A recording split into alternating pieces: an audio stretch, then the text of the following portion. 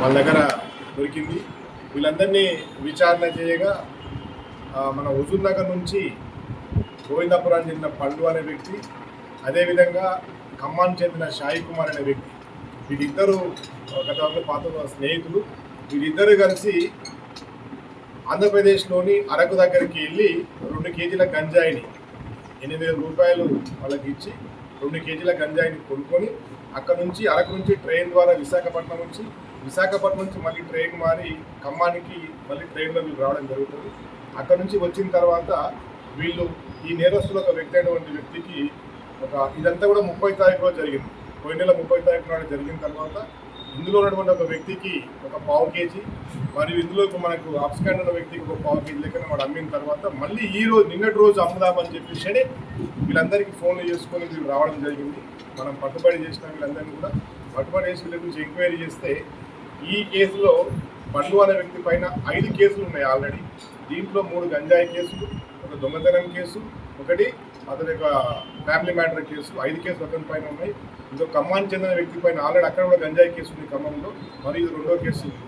కాబట్టి ఈ విధంగా వీళ్ళు 6 మంది వ్యక్తులు కూడా కొద్దిగా నేరచేత కలిగి ఉన్నారు, మరియు నేరం చేయడానికి సిద్ధంగా ఉన్న సమయంలో మనం సమాచారం మేరకు వీళ్ళు పట్టుకొని ఈరోజు రిమాండ్ నిమిత్తం వారిని తరలించడం జరుగుతుంది. వారి వద్ద నుంచి ఒక స్కూటీని మరియు 4 సెల్ ఫోన్లను కూడా మనము స్వాధీనం చేసుకోవడం జరిగింది.